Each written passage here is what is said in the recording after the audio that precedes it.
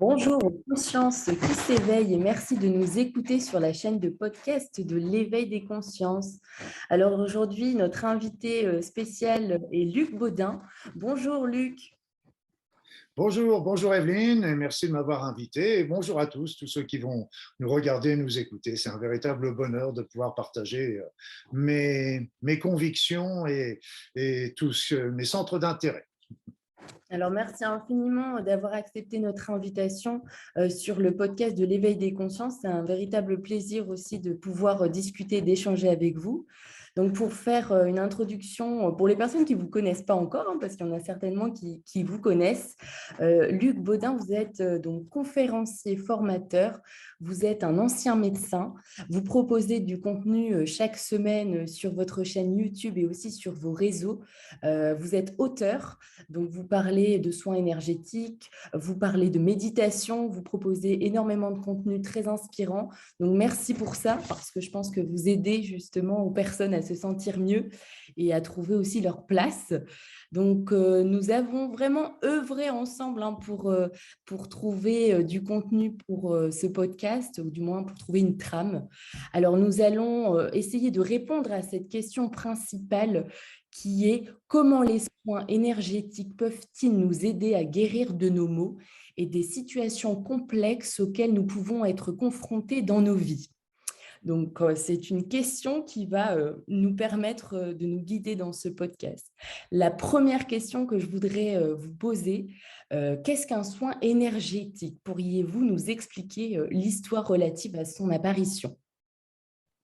Oui, ben c'est bon. Déjà le premier point, c'est par rapport au titre. La notion, c'est qu'il n'y a pas de médecin ni de thérapeute qui guérissent les patients. C'est-à-dire, c'est que nous, en tant que médecins, thérapeutes, énergéticiens, peu importe la spécialité, médecine naturelle, on apporte aux patients des soutiens, des thérapies, des soins qui lui permettent d'avancer sur son chemin de guérison. Mais qui est-ce qui guérit? Ce n'est pas le médecin ou le thérapeute, c'est le malade lui-même qui doit faire son cheminement et sa compréhension par rapport à ça. Ceci étant dit, les soins énergétiques remonte à très très loin dans le temps. On retrouve des textes même chez les Sumériens, chez les Égyptiens, bien sûr chez les Indiens, etc. Donc aussi bien les Indiens d'Inde que les Indiens d'Amérique. Et donc c'est une médecine extrêmement ancienne. Extrêmement ancienne, et dans nos pays, nous avons tout simplement les magnétiseurs, les rebouteux, qui travaillent aussi beaucoup, les chamans aussi, qui travaillent beaucoup sur cette notion-là. Alors c'est vrai que je me suis toujours intéressé à cet aspect. C'est quelque chose qui m'a toujours attiré, dans le sens que je considère que si il y a encore aujourd'hui des thérapeutes, énergéticiens, magnétiseurs, ayurveda, médecine traditionnelle chinoise, et qui continuent d'avoir beaucoup de patients, ça veut dire tout simplement que les patients sont contents, sinon ils ne retourneraient pas, c'est une évidence. Alors moi, je me suis penché sur cette technique, et puis j'ai vu les résultats. J'ai vu les résultats parce que j'ai eu la chance de rencontrer pas mal de gens en France et puis à l'étranger. Et donc, j'ai vu des techniques qui étaient extrêmement probantes, mais je ne me suis pas permis de les pratiquer parce que je ne savais pas exactement ce que je faisais, même si j'étais au départ un médecin acupuncteur, homéopathe et sophrologue. Et donc, jusqu'au jour où j'ai commencé à lire les traités de physique quantique, qui là m'a permis d'ouvrir, de comprendre. Je rappelle que la physique quantique n'est pas nouvelle, c'est-à-dire que ça fait un siècle qu'on a, les Einstein a découvert la première théorie, etc. Donc c'est un siècle. Et pourtant, ça a un mal fou à pénétrer dans les esprits des personnes d'aujourd'hui, alors que ce sont des évidences, ce sont des preuves, ce ne sont pas des hypothèses. Alors qu'est-ce que c'est? Qu'est-ce qu'il nous dit? Tout simplement, pour faire très simple, c'est qu'en fait, toutes les particules de l'univers, dont les particules dont nous sommes constitués, sont des concentrés d'énergie. Ces concentrés d'énergie sont reliés par des forces, des émanations de l'énergie, qui sont les interactions faibles, les interactions fortes, électromagnétiques et gravitationnelles, et qui donnent la cohésion. Après ça arrive le boson de Higgs qui va donner le poids. Donc tout ça montre que l'être humain est énergétique avant d'être matériel, je dirais, avant d'être chimique, biologique, etc. Donc c'est pour ça que, sachant ça, un être humain, nous pouvons le soigner au niveau des cellules, des organes, etc. On peut le soigner au niveau de la chimie, on peut le faire avec les médicaments ou avec la phytothérapie d'ailleurs, et puis après ça, on peut le soigner au niveau énergie. Et donc c'est à partir de là que j'ai commencé véritablement à pratiquer les premiers soins énergétiques. Et c'est donc, si vous voulez, après ça, la théorie, donc à partir du moment où nous sommes des êtres énergétiques, il faut savoir que nous vibrons sur un grand champ de fréquences. Un grand champ de fréquences parce qu'on sait, tout le monde le sait, que par exemple, on est capable de nous voir la nuit avec des caméras infrarouges. Ça veut dire que nous émettons de l'infrarouge. Et de l'autre côté, il a été prouvé aussi que notre corps émet des photons. Des photons, c'est des petites particules de lumière qu'on appelle les biophotons parce que ça vient de la matière, mais ça veut dire que entre l'infrarouge et ces photons, on vibre sur une grande fréquence, grande quantité de fréquences, et nous sommes dans un maelstrom d'énergie qui nous nourrissent, qui nous traverse, qui nous informe d'une manière permanente. Et notre santé vient quand il y a harmonie entre l'extérieur et l'intérieur. En d'autres termes, c'est quand il n'y a pas de frein au ce passage d'énergie à l'intérieur de notre corps. Parce que tous les freins qui peuvent provenir de stress, de choc émotionnel, d'un mauvais mode de vie, etc., eh bien, tout simplement, on fait des freins au niveau énergétique. Et à ce moment-là, freinant, on sait que ça peut pas, tous les blocages qu'il peut y avoir au niveau énergétique, eh bien, tôt ou tard, vont déclencher des troubles. Et donc, le principe, c'est déjà d'ouvrir ces blocages et de remonter, de maintenir le niveau vibratoire des êtres humains. Voilà. J'ai essayé de faire court, hein, mais voilà, il fallait quand même revenir un petit peu en arrière. Hmm.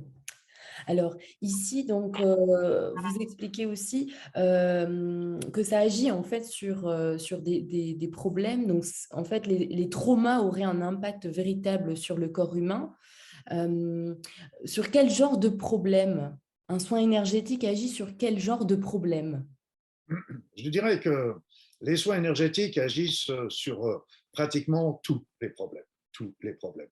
Tous les problèmes. On va travailler très bien sur un problème physique. Donc, une arthrose de genou, une vésicule. Par exemple, moi, je me suis retrouvé avec un calcul vésiculaire et en fait, on devait m'opérer, mais en fait, je l'ai fait disparaître avec les soins énergétiques. Donc, on peut travailler aussi sur l'émotionnel, sur donc les chocs émotionnels, aider les personnes à digérer les chocs émotionnels, à lutter contre le stress, à travailler sur les états d'angoisse, de déprime, etc. Donc, on peut travailler sur le physique, on peut travailler sur l'émotionnel, on peut travailler sur le psychisme, on peut travailler également, il y a eu beaucoup de personnes qui m'ont dit aussi, c'est mes patients d'ailleurs qui me l'ont signalé, c'est que j'avais pas cité au départ et ils m'ont dit en fait depuis qu'on fait les soins, qu'on lève justement ces blocages énergétiques qui sont souvent des blocages psychologiques au départ, donc en levant ces blocages psychologiques, ils retrouvaient leur chemin de vie. Donc c'était des aides pour les personnes à trouver ou à suivre leur chemin de vie. Et le dernier plan aussi qui est très intéressant et qui rejoint ce que je vous ai dit précédemment, c'est qu'en fait, c'est aussi une médecine préventive, en ce sens que, comme je vous l'ai dit, il y a des blocages énergétiques et on sait que si les blocages perdurent, ils vont finir par provoquer des troubles physiques ou psychologiques. Mais si on enlève les blocages avant qu'ils ne provoquent de troubles, on est pile poil dans la prévention. Donc, vous voyez, c'est très large. Et rappelez-vous, on est dans le soin, on est dans le soigner, et donc on aide le patient sur son chemin de vie. Alors, de temps en temps, on peut apporter l'aide finale, c'est sûr, mais le patient a fait tout son cheminement auparavant. C'est un travail de concert, comme tous les traitements. Il n'y en a pas, même les traitements conventionnels, c'est pareil. Très inspirant. Donc finalement, est-ce qu'on peut l'appliquer seul dès le départ ou c'est préférable quand même de se faire accompagner? Si on ne connaît rien, déjà, c'est pour ça que j'ai fait des livres, des vidéos qui m'ont déjà expliqué, parce que les livres sont bien, j'ai pas retenu les informations parce que j'ai donné toutes les explications possibles pour que déjà je sais que des personnes, simplement en lisant les livres, peuvent déjà commencer à sentir les choses comme ça. Après ça, de les voir, c'est mieux. C'est pour ça qu'il y a des vidéos, il y a des formations en ligne, il y a des choses comme ça, parce que de les voir, c'est encore plus pratique. Après ça, il y a aussi des éléments présentiels. Mais si vous voulez, c'est que qu'est-ce que je fais dans tout ça? Qu'est-ce que je fais? En fin de Mhm. compte, je vais être sarcastique, c'est que je fais rien. Je fais rien, c'est-à-dire je fais rien que de réveiller les Mhm. concepts que tout et un chacun a déjà en soi. Mon boulot, c'est de dire, tiens, là, ce que tu sens ici, c'est ça. Et donc, parce que nous, on est tous pareils, par exemple, de sentir un corps énergétique, on va se dire, oui, c'est parce que mon sang passe pas, c'est parce qu'il y a un courant d'air, c'est parce que, c'est parce que, c'est parce que. Mais moi, je suis dans la formation et ça va dire, c'est tu as demandé ça, eh bien, c'est ça ce que tu ressens à ce niveau-là. Mhm. Donc, et ce qui est extraordinaire à notre époque, ce qui n'aurait pas été le cas il y a 30 ans, 40 ans, 50 ans, c'est qu'aujourd'hui, tout le monde, tout le monde, je dis bien tout le monde, est capable de percevoir les énergies, de travailler avec les énergies, mais encore évidemment, faut-il savoir quoi faire et comment faire, mais tout le monde est capable de le faire. Et aujourd'hui, la dernière personne qui était résistante un petit peu à ça, il y en avait une qui était dans tous les stages que j'ai formés, mais qui remonte au moins à 5-6 ans. Depuis, je dirais que depuis, et même mis à part cette exception, ça fait 10 ans que tous les gens perçoivent bien cette énergie. Donc, c'est vraiment, on a cette capacité-là en nous. Et donc, souvent, déjà, il faut savoir, il faut le savoir. Après ça, il y a les livres, les vidéos et tout ça qui peuvent aider par ça. Donc, c'est sûr que les personnes qui touchent déjà un petit peu l'énergie, ce sera encore Mhm. plus simple pour elles, cette évidence. Oui, donc finalement, nous sommes tous nos propres médecins, mais comme vous dites, il faut aussi pratiquer, donc c'est accessible à tous, bien sûr. Mais Et, vous, oui, et dites-moi. pratiquer, il n'y a pas besoin de préalable, il n'y a pas besoin de préacquis. Et c'est pour ça que quand personnes viennent à une formation en ligne ou en présentiel ou une vidéo, il n'y a pas de prérequis. Et je dirais que quelque part, même quand on n'y connaît rien, c'est souvent mieux parce qu'on arrive avec un esprit neuf. On n'est Hmm. pas parasité par. Mais il y a beaucoup, beaucoup de thérapeutes qui, simplement en lisant mes livres ou en regardant la formation en ligne, tout, pour eux, c'était bingo. Et c'est le but recherché. Et moi, je ne retiens pas les informations. Alors, c'est vrai que les bouquins, les formations, tout ça, ce que je donne toujours les informations maximum de ce qui se passe à l'époque. Mais on vit une époque extraordinaire, c'est que les choses avancent à une vitesse folle. Et c'est extraordinaire. C'est un véritable bonheur. Voilà. Excusez-moi de vous avoir interrompu, Emeline. Non, non, il y a pas de souci. Mais donc, vous avez vraiment expérimenté sur vous-même ces soins énergétiques. Ensuite, vous les avez expérimentés, bien sûr, sur vos patients et vous en avez déduit qu'effectivement, il y avait vraiment des résultats. Ah oui, oui, oui. Ah oui, oui, oui, parce que quand moi j'étais médecin à l'époque, je faisais mes consultations, j'étais médecin, j'appelais ça médecin de famille à l'époque, et mes patients, quand je leur disais, en plus de la consultation habituelle, je leur disais, tiens, j'ai une nouvelle technique qui pourrait peut-être vous intéresser, qui pourrait être intéressant pour ce que vous avez, est-ce que vous êtes prêts? Tout le monde, tous les patients étaient prêts, me connaissant en plus, parce qu'on me dit, Mhm. bon, s'il me dit, c'est que, et donc j'ai pu comme ça travailler et voir les résultats. Et les résultats, il y a des résultats qui sont évidents souvent par rapport à ça. Et moi, j'ai même vu travailler sur des tumeurs cancéreuses, je dis bien sur des tumeurs cancéreuses, et qui peuvent plus que moins sur les kystes, etc.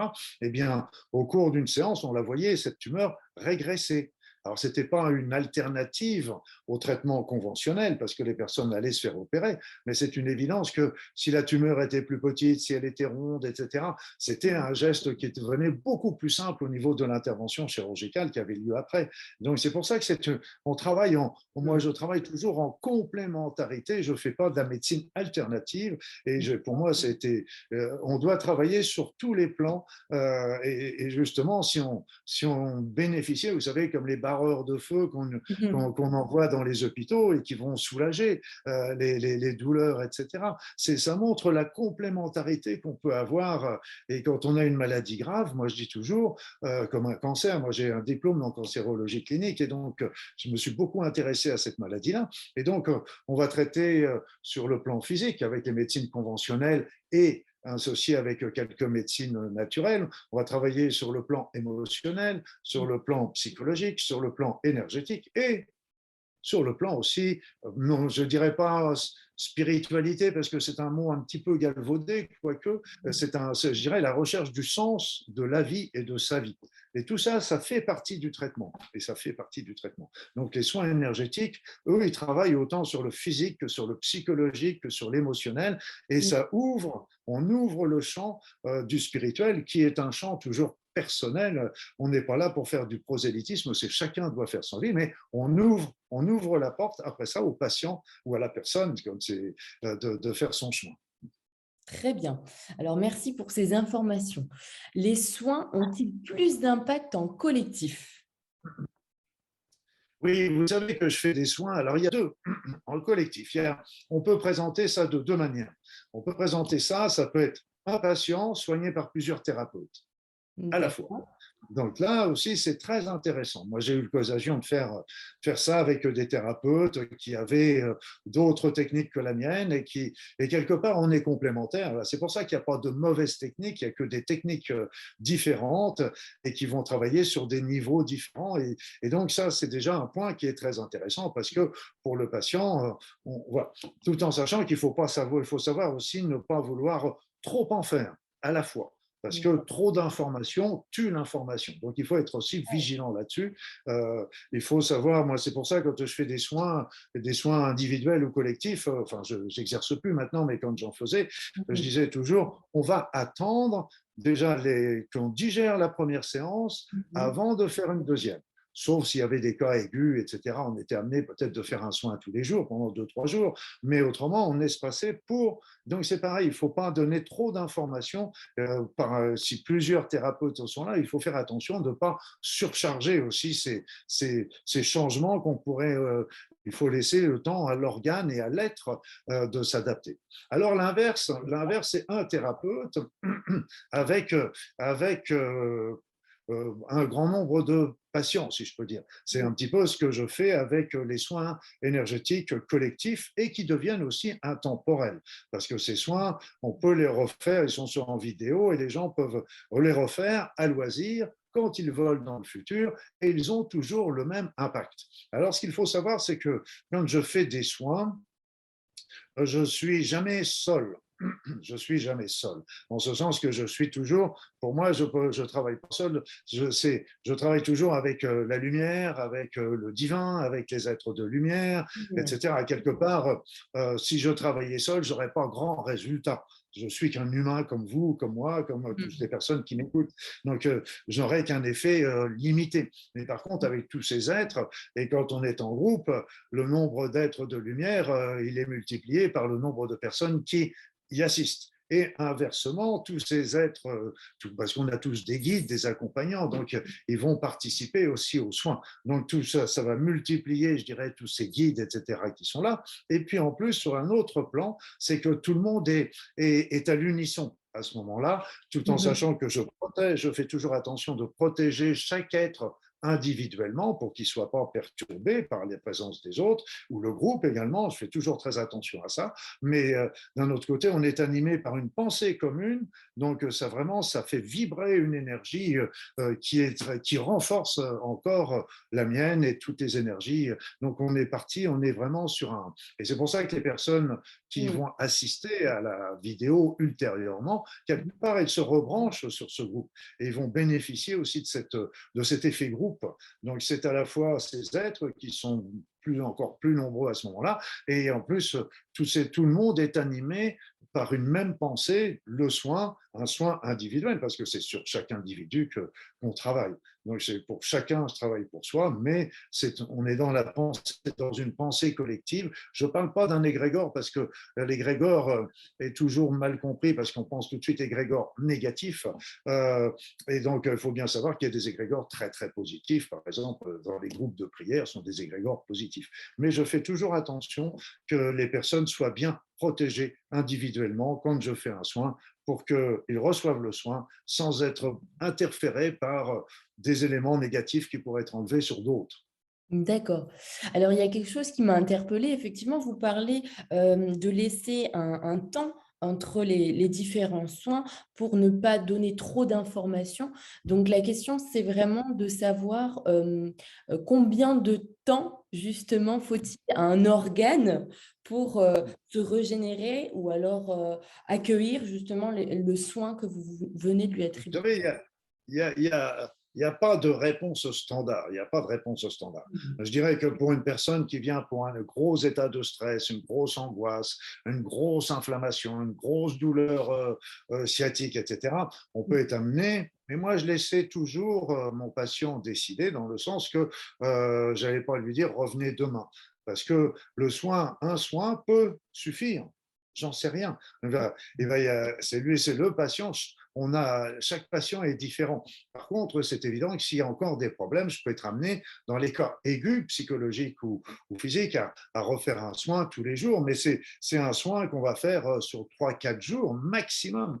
Et puis après ça, on espace, on espace. Alors, donc c'est vrai que quand c'est des pathologies pour avancer, pour évoluer, les soins collectifs, moi je dis on peut les refaire, mais s'il n'y a pas d'urgence, c'est une fois par semaine que vous le refaites, voire deux, mais pas plus. Laissez justement à son être Mmh. digérer la levée des blocages psychologiques, etc., énergétiques, avant de le rechahuter. C'est un simple bon sens. Après ça, pour les personnes qui étaient par exemple dans la prévention, je les voyais une fois tous les 3 à 6 mois. Ça dépend de ce qu'on veut. Si on veut une évolution personnelle, c'est pareil. On peut faire une évolution, on peut faire un soin toutes les semaines si on veut avancer vite, mais encore, faut être prêt à le digérer. Et puis après ça peut être tous les mois. Faut avancer à son rythme. C'est Mmh. pas chacun à son rythme, et c'est important de suivre son propre rythme et laisser aller son intuition là-dessus. Mmh. Alors, vous évoquez souvent que le niveau vibratoire s'élève de manière extraordinaire. Alors, est-ce que ça Ouais. signifie, est-ce que ça a un effet plutôt sur notre pouvoir de guérison? C'est un pouvoir énorme. C'est un pouvoir énorme parce que cette montée vibratoire ça fait une courbe exponentielle. Oui. Exponentielle dans le sens qu'elle a commencé dans les années 80, 90, doucettement. Doucettement, mais déjà, je me rappelle à l'époque quand on partait, je sais pas, on va donner un chiffre de 6500 unités bovies et que ça commençait à monter à 8000, on trouvait déjà que c'était formidable. Et puis en fait, ça s'est accéléré d'une manière très, très, très, très importante. Et là, on est arrivé, j'ai pas refait le calcul récemment, mais on est dans les 740 000 à peu près.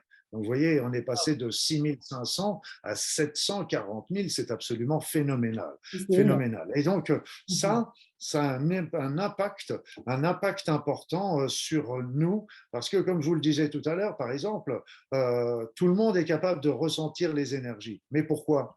Pourquoi aujourd'hui? Et pourquoi il n'y a pas 40 ans? Eh bien, parce que tout simplement, ces nouvelles énergies nous ouvrent des nouvelles capacités. On a tous des capacités qui sont en jachère, et donc la perception des énergies. On a une force de la pensée qui est Mmh. extrêmement puissante sur notre corps, extrêmement puissante sur les autres, extrêmement puissante sur notre vie. Et donc, on n'en prend pas garde parce que ça a monté tout doucement. Et puis aujourd'hui, ce n'est pas un hasard, à mon sens, si on a cette montée vibratoire d'un côté et toute cette peur générée par les événements qu'on connaît depuis quelques années. Parce Mmh. que et là, ça a tendance à nous mettre vers le bas. Et donc, Oui. tandis que les autres nous tirent vers le haut, vers une ouverture de conscience. Et donc là, quelque part, c'est pas un hasard, parce que plus ça monte d'un côté, plus ça descend de l'autre. Après ça veut dire quoi? Ça veut dire que c'est à chacun Mmh. de se positionner dans ces deux extrêmes. Est-ce qu'on se tourne vers les angoisses, la peur, le matérialisme, etc. Ou est-ce qu'on regarde les choses de plus haut avec une certaine philosophie, une certaine spiritualité, tout sans être indifférent de ce qui se passe au présent. On n'est pas indifférent, mais on est moins plongé dans ces peurs. Et les peurs comme les angoisses sont très liées avec l'appréhension du futur. Or, l'appréhension du futur, c'est notre imaginaire. on imagine ce qui va se passer dans le futur, et c'est ça qui nous fait peur, parce qu'on imagine toujours le pire. Et donc là, il faut sortir et vivre déjà dans le moment présent et arriver à regarder un petit peu les choses autrement. Et on a mille façons de pouvoir aider les personnes, et comme je vous ai dit, comme la puissance de la pensée est très forte, c'est pour ça que d'une part, j'ai fait des soins de groupe pour aider les personnes à justement lever les chocs émotionnels, les conflits, Mm. sortir un peu de cette matérialité, de cette peur, etc. Et puis après ça, les groupes de prière pour aider, pour que ces groupes aident nos frères et nos sœurs humains à aussi élever leur conscience, élever leur esprit. C'est pour ça, c'est les deux aspects que j'essaye de développer en ce moment, en ce sens que c'est très particulièrement important en ce moment, évidemment. Donc, nous avons finalement tous notre libre arbitre, justement, de se tourner soit vers les deux extrémités, l'une portée vers l'ouverture de conscience ou alors la peur.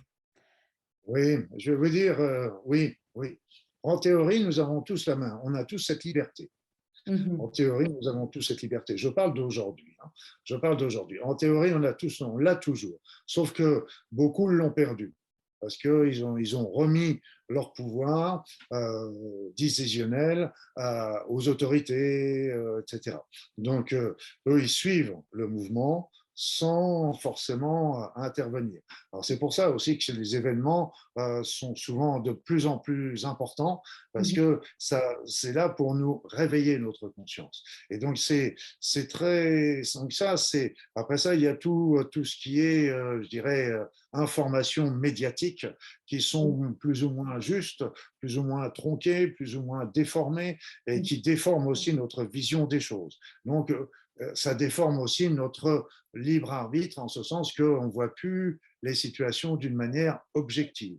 Et puis le dernier plan, et je vais rester très dans la généralité, mais les spectateurs le comprendront, c'est Mhm. que en fait il y a un certain nombre de thérapies actuellement qui ont tendance à nous couper de notre être supérieur, donc nous couper de notre évolution spirituelle. Si bien que comme on est coupé de cette évolution, eh bien on se tourne vers la matérialité et vers la peur. Et c'est pour ça qu'aujourd'hui, on se retrouve, et ça me fait vraiment du chagrin, et c'est vraiment pour ça que j'essaye de faire quelque chose à mon petit niveau, c'est Mhm. que beaucoup de personnes, on n'arrive plus à discuter avec elles. On n'arrive plus, elles n'entendent plus. Bon, qu'on ne soit pas d'accord sur les opinions, c'est pas grave.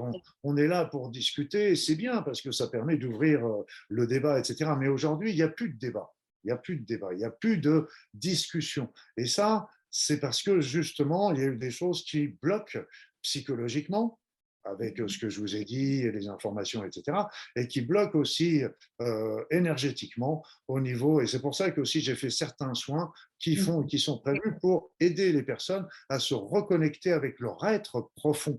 Et c'est parce qu'il y en a qui disent on a perdu leur âme. Non, non, l'âme et tout ça, c'est simplement une scission entre certains niveaux de conscience, entre niveaux de conscience, et il faut vraiment aider les personnes à retrouver leur niveau de conscience, à réouvrir leur esprit, à retrouver leur libre arbitre. Après ça, une fois qu'ils auront ça, ils feront leur choix, ils diront c'est ça ou c'est ça, c'est pas grave, ça c'est chacun est libre, ça c'est très Mhm. très bien. Et tout le monde n'est pas obligé d'avoir mon opinion, et ça, je suis tout à fait d'accord. Mais ce qu'il faut, c'est que chacun puisse prendre sa décision en toute connaissance de cause. Et là, pour le moment, il y en a beaucoup de personnes qui n'ont pas cette possibilité-là, et il faut travailler pour les aider de ce point de vue-là. Mhm. Y a-t-il des contre-indications concernant la pratique des soins énergétiques? Alors, les contre-indications pour les soins standards, je dirais qu'il y a que quelques précautions d'emploi pour quand on fait des soins locaux, dans certains cas. C'est-à-dire que je ne vais pas, on peut faire un soin général, ça, à tout le monde, ça, il n'y a aucun souci. Mhm. Par contre, je ne vais pas faire un soin local sur un cerveau d'une personne qui a, par exemple, de l'épilepsie ou qui a eu un accident vasculaire cérébral, etc., de peur de réveiller le mal.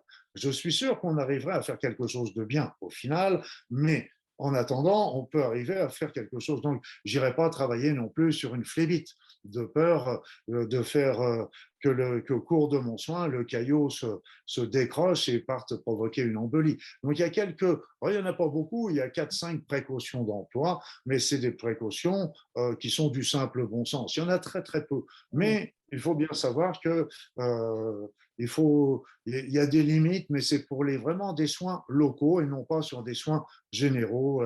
On peut tout à fait faire les soins généraux sur tout le monde. Au contraire, c'est vraiment une technique Mm. où on va faire attention sur certains. Là, on va travailler, c'est tout.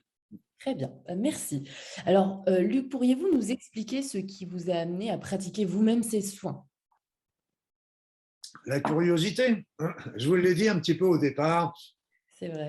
c'est qu'au départ, et d'ailleurs c'était un truc qui m'a été remonté il n'y a pas très longtemps, enfin il y a maintenant quelques années, le temps passe vite, et qui m'a fait revenir, c'est que quand j'étais gamin, j'étais ébahi par les personnes qui étaient capables de soigner uniquement avec leurs mains. Et donc j'avais oublié ça.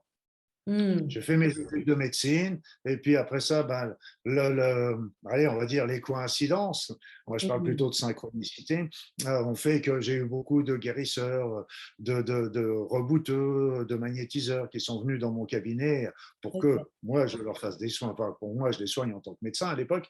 Et puis ben, c'est là on a sympathisé, qu'on a fait des échanges et que c'était extrêmement intéressant. Et donc c'était une curiosité qui était au départ, comme je le disais, à partir du moment où ces personnes ont Mm. pignon sur rue aujourd'hui, ont des patients qui vont les voir, etc., c'est que ces patients, ils ont un résultat. Donc rien que pour ça, il faut aller regarder un petit peu de plus près, c'est ce que j'ai fait. Et j'en suis très content parce que le monde de l'énergie est quelque chose de merveilleux. Je vous l'ai dit, nous sommes constitués d'énergie dans un maelstrom d'énergie. Et je m'empresse de dire tout de suite, ces énergies, elles sont bienveillantes pour l'immense majorité. Alors bien sûr, il y a des énergies perturbatrices qui vont nous rendre malades ou qui vont venir nous perturber, etc. Mais l'énorme majorité, c'est que du bonheur. Elles nous nourrissent, elles nous informent, elles sont là autour de nous. Et donc, et on se sent quand on est dans ces énergies-là, on retombe un petit peu sur le monde du chamanisme, etc. On Mm. est vraiment bien, heureux, épanoui. Waouh. Ça donne vraiment envie de mettre en pratique et puis aussi de lire vos livres pour pouvoir en apprendre plus. Alors, je me doute que vous avez plein d'anecdotes à nous raconter concernant les bienfaits des soins sur vos patients. On va peut-être en prendre quelques-unes. On est curieux aussi. On voudrait savoir un peu. Ah, bah, ouais. Alors déjà, vous savez, quand il y avait des personnes qui venaient pour une grosse sciatique, etc., on ne pouvait pas l'allonger sur le divan d'examen, il restait assis, donc je faisais mon soin derrière, dans le dos. Donc, ils ne voyaient rien du tout de ce que je faisais.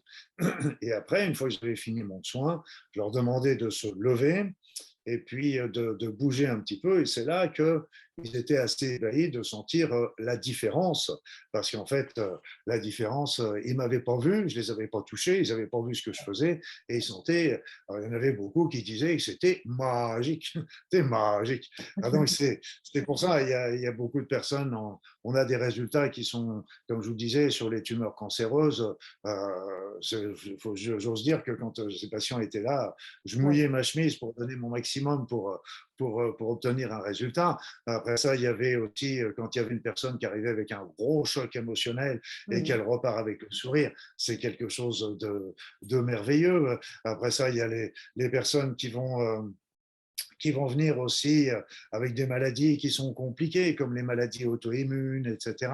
Et Mhm. qu'on voit au fur et à mesure que les choses s'amendent, parce qu'on va travailler sur l'énergétique, sur le psychologique, sur l'émotionnel, grâce à l'énergétique. On va travailler sur tous ces plans. Et donc, c'est des éléments qui font vraiment plaisir, aussi bien en tant que thérapeute, évidemment, que les patients.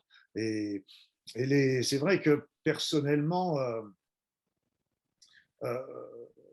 je faisais, j'avais pas de, pour moi, c'était normal qu'un patient reparte de chez moi mieux qu'il était rentré. Pour moi, c'était une évidence. Il n'y avait pas, et je faisais tout pour que ce soit ça. Donc c'est pour ça que j'ai pas, il y a 1000 explications qu'on pourrait faire, y compris pour les vertèbres. On peut travailler sur des vertèbres à distance avec le mouvement primordial qui va permettre de replacer une vertèbre sans même avoir à toucher la personne. C'est pour vous dire, je vous ai parlé du calcul que j'avais à la vésicule et qui a disparu, Oui. échographie à l'appui avant et après. Donc, on peut travailler sur des polypes, etc. Donc, c'est vraiment autant physiquement que psychologiquement, qu'émotionnellement. Et puis, comme je vous l'ai dit, il ne faut pas oublier que on ouvre le champ aussi, un champ nouveau pour la personne et de l'aider sur son chemin de vie. Et c'est surtout d'arriver aussi à l'aider dans la compréhension du sens de sa maladie. Ah Parce oui. que c'est là que se trouve aussi le véritable, parce qu'une maladie a toujours deux explications et Mhm. c'est obligatoire. Il y a les deux. On va pas, il y a le côté physique, du genre j'ai mal au genou parce que j'ai trop forcé, j'ai porté, etc. Mais il y a l'autre, c'est le côté psychologique. J'ai mal au genou parce qu'il y a des situations dans ma vie où je ne veux pas fléchir, où je suis rigide, où je suis placé, que je Ah, suis fixe dans mes positions. Et donc, il faut à la fois reposer le genou sur le plan physique et laisser le temps un petit peu à récupérer, mais aussi ce qu'il faut, c'est assouplir les positions psychologiques. Et derrière cette souffrance, ce choc, cette symbolique, là encore, il faut aller plus loin. Il faut aller plus loin, c'est que c'est un petit peu ce qu'on appelle la symbolique. Moi, c'est ce que j'appelle la symbolique des maladies. D'autres appellent ça le décodage ou le biodécodage, qui sont mhm. extrêmement pertinents et qui sont très très importants à comprendre pour indiquer, parce qu'ils indiquent les changements qu'on a à faire pour guérir. Je dis bien pour guérir, là, parce qu'avec les traitements locaux, on va soulager, on va améliorer. Mais si on veut vraiment guérir, il faut guérir autant sur le plan physique que psychologique. Et derrière ce plan psychologique, derrière cette symbolique, par exemple, je ne veux pas réfléchir. Oui, je ne veux peut-être pas réfléchir dans certaines situations, mais il y a aussi une souffrance de l'âme qui est Oui. derrière et qui me dit, et qui est en train de nous indiquer il y a des choses à changer. Et ces choses à changer, ce n'est pas une punition, c'est simplement pour nous remettre sur notre chemin de vie, qui est le chemin de notre bonheur. Et donc, Mhm. si on reprend le problème à l'endroit, c'est qu'au départ, il y a une souffrance de l'âme et qui va parler à travers le corps, qui va nous envoyer des messages qu'on peut soigner, comme je l'ai dit tout de suite, avec les différents plans. Mais si la personne n'arrive pas à comprendre, à comprendre, à savoir la souffrance qu'il y a derrière, aussi bien de son être, je dirais dans son âme, mais disons dans son être, et qu'elle ne change pas, à ce Mhm. moment-là, une sciatique, par exemple, on va la soulager, on va l'améliorer, on va faire en sorte que, ça c'est sûr, on va peut-être même la faire disparaître, mais elle reviendra sous une forme ou une autre. Par Mhm. contre, si on arrive vraiment à aller jusqu'au fond des choses, là, on peut obtenir vraiment des guérisons. Même, enfin, c'est pas nous qui va les guérisons, c'est la patiente qui va changer, qui va faire un changement de mode de vie, un changement de manière de penser. Et c'est là que lui peut vraiment atteindre la guérison pleine et complète. Et Mhm. c'est pour ça que je dis, c'est pas nous médecins, nous on est là pour donner les informations, Mhm. donner des pratiques, donner des conseils et indiquer ce que veut dire la maladie. Après ça, c'est au patient de changer, de faire ce changement dans son mode de vie et dans sa manière de penser. Et les médecines énergétiques, on peut travailler aussi sur l'enfant intérieur qui va nous transmettre aussi dans les soins des informations pour que la personne retrouve la direction de sa vie. Oui. Voilà, donc c'est pour vous dire la variété qu'on peut avoir au niveau des soins énergétiques et l'enfant intérieur, c'est lui qui est enfin à l'intérieur de chacun d'entre nous et qui sait où se trouve notre chemin de vie. Donc, il s'exprime dans la journée, enfin dans la journée et dans la vie, à nous passer plein d'informations qu'on n'écoute pas pour la plupart. Et quand on les a, à force de ne pas être écoutés, les petites synchronicités, la petite voix dans la tête, les intuitions, les ressentis, etc., les situations. Et quand on les entend pas, il finit par envoyer des impressions, des messages dans le corps. Et c'est là Mhm. que ça va provoquer des petits troubles pour commencer, voire des gros troubles pour continuer. Voilà, vous connaissez tout. C'est Enfin, tout mon point de vue. incroyable. Oui, oui, non, mais ça fait écho parce que j'ai interviewé une dame justement qui expliquait qu'elle faisait des crises d'épilepsie durant toute sa jeunesse et dès lors où elle s'est rendue compte qu'elle était guérisseuse, vous parlez de la guérison justement au travers des mains, eh bien en fait ces crises d'épilepsie ont disparu mais totalement. Donc ça fait écho parce que c'est incroyable, il y en a plein des histoires comme ça. Et oui, parce que vous savez, les miracles, excusez-moi, les miracles, vous savez, moi j'ai regardé par exemple les évangiles. Les évangiles, on parle beaucoup des miracles de Jésus. Personnellement, dans ma croyance, Jésus n'est pas Dieu, mais c'était un être de lumière extraordinaire qui nous appartait. Mais c'était aussi un grand guérisseur. Et à chaque fois qu'il guérissait quelqu'un, il disait, va mon fils, va ma fille, ta foi t'a guéri. Alors donc, quand c'est décrit dans un cadre religieux, on pense tout de suite foi, religieuse, évidemment. Mm. Mais en fait, c'était pas ça. C'est qu'en fait, enfin, moi, je ne vois pas ça comme ça. C'était qu'en fait, les personnes allaient voir Jésus parce qu'ils étaient sûrs que Jésus allait le guérir. C'est-à-dire que les personnes avaient fait tout un cheminement personnel, donc aussi bien physique que psychologique, etc. Et ils étaient sûrs que si Jésus allait arriver, Jésus allait faire le facteur déclenchant qui allait les faire basculer vers la guérison. Mais c'est parce qu'ils avaient fait tout ce chemin. Et pour moi, la foi, c'était que ces personnes avaient la foi en la guérison et qu'ils étaient sûrs que s'ils allaient voir Jésus, Jésus allait leur apporter l'élément qui allait les faire basculer dans la guérison. Mais c'est parce qu'ils avaient fait tout le cheminement qu'ils étaient prêts. Donc on dit toujours quand l'élève est prêt, le maître arrive. Eh bien là, c'est pareil. Quand le patient est prêt, Mhm. le guérisseur arrive et qui va apporter l'élément qui va permettre de faire basculer la personne dans la guérison, mais c'est Mhm. le patient qui a fait tout son cheminement. Super. Alors, dernière question. Bon, même si on pourra encore vous poser plein de questions, tellement c'est inspirant. Est-ce que vous auriez des recommandations pour les personnes débutantes dans cette pratique? Les personnes débutantes dans cette pratique, je dirais déjà, euh, comme je l'ai dit tout à l'heure, tout le monde est capable aujourd'hui de percevoir ces énergies. Tout le monde. Tout le Mm. monde est capable. Après ça, tout est basé sur la demande. On demande, on a.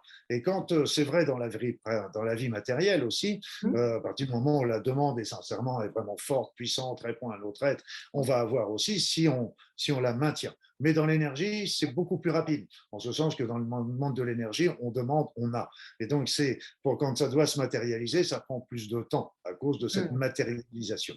Et donc, tout est basé sur la demande et la concentration sur la demande. Je demande à ressentir telle ou telle chose, tel corps éthérique, tel corps énergétique, etc. Et on a tout de suite. Après ça, l'élément, c'est aussi de pratiquer, pratiquer, pratiquer, Mm. pratiquer. Et de Oui. ne pas se décourager, parce qu'en fait, on doit ressentir dans les mains et demander à ressentir bien dans les mains. Et il ne faut Mhm. pas hésiter, là encore, quand on sent mal, à demander à nos êtres de lumière de venir nous aider et voire d'augmenter notre ressenti dans les mains. Voilà, c'est déjà le b.a.-ba et ça aidera beaucoup de personnes. Donc finalement, c'est en forgeant qu'on devient forgeron. C'est ça, On en fait, forge, au on travers de la... devient forgeron et surtout ne pas oublier qu'on n'est pas tout seul. C'est-à-dire qu'on est accompagné. On est accompagné déjà dans un soin, mais on est accompagné tout court. Et les êtres de lumière sont là pour nous aider.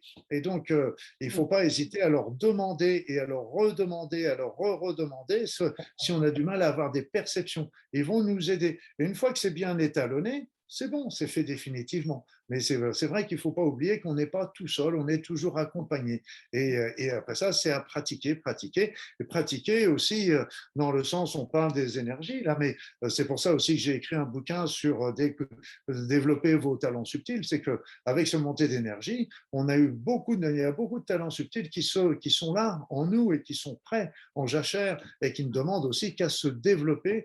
Donc ça peut être la télékinésie, la téléportation, la télépathie, la communication animale, la communication végétale, c'est tout, tout, tout. Et donc, on a tous ces capacités-là. Et donc, on sera pas, c'est un peu comme d'apprendre le piano, on ne sera pas tous des Mozart, mais on pourra tous développer. Après ça, dans tous ces talents, il y a souvent un talent qui nous répond plus que l'autre. Et le truc, c'est de savoir qu'il est là, de savoir qu'on a cette capacité-là, ça c'est la deuxième chose, et après ça, de pratiquer, et quand on pratique, de ne pas hésiter à demander demander à ce qu'on vienne nous aider à développer ses talents, le talent ou ces capacités-là. C'est pas plus. La vie est simple. La vie est simple. C'est pas. Ne la complexifions pas.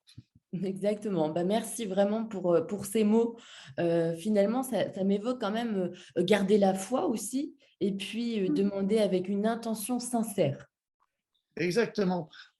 D'ailleurs, c'était un ami qui travaille pas mal sur la kinésie, télékinésie. Il me disait, les personnes qui arrivent vraiment à faire de la télékinésie, comme de tordre une cuillère, etc., c'est pour les personnes qui croient sincèrement, qui Oui. subtil, et que c'est possible et qui vont le faire.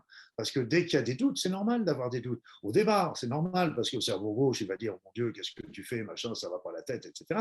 Il fait son boulot. Mais à un moment ou à l'autre, il faut laisser et donc, et c'est vraiment, c'est une question de foi et c'est pour ça que dans les évangiles, le mot foi est souvent, à mon sens, mal interprété parce que c'est vraiment les personnes qui ont foi dans leur guérison. Et là, c'était des personnes qui avaient foi dans leur talent, leur capacité. Et plus on a foi dans la capacité, vous savez, tous les gens qui réussissent, par exemple, dans leur vie, bon, c'est des Mhm. personnes qui sont intimement persuadées de leur capacité.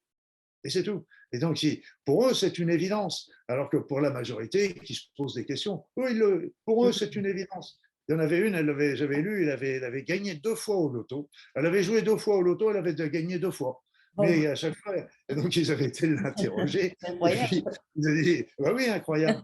Et elle dit, à chaque fois que j'ai joué, je savais que j'avais gagné, que j'allais gagner. Ah ouais, d'accord. C'est tout.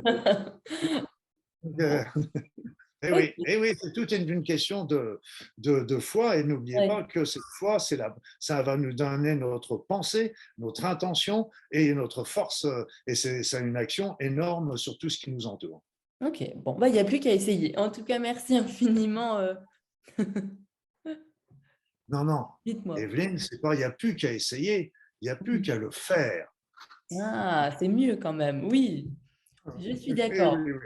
Oui, oui, oui, oui. Je On dis va toujours, terminer sur ça. c'est comme d'être enceinte. Et essayer d'être enceinte, ça donne pas grand-chose. On Mhm. est enceinte ou on n'y est pas, mais essayer d'être enceinte ne donne pas grand-chose. Donc Oui, c'est sûr. voilà, c'est des petits mots, mais Oui. qui sont importants parce qu'en fait, essayer, ça déjà, ça montre un doute. Ah oui, effectivement. Ouais. Ça me fait Ah, penser ouais. aussi à la PNL. Oui, oui, non, c'est vrai que chaque mot a une importance. Eh oui, les Merci mots, pour cette, la puissance des mots, oui, voilà, merci. qui trahit notre pensée. Exactement. Eh bien, en tout cas, je vous remercie énormément pour ce merveilleux partage, Luc. Et merci à toutes les personnes aussi qui vont nous écouter. N'hésitez pas aussi à mettre des commentaires sur vos ressentis. N'hésitez pas, on sera ravis avec Luc de les lire. Donc, merci infiniment et je vous souhaite à tous de passer une excellente journée. Merci Evelyne, merci à tous, belle journée. Merci, au revoir.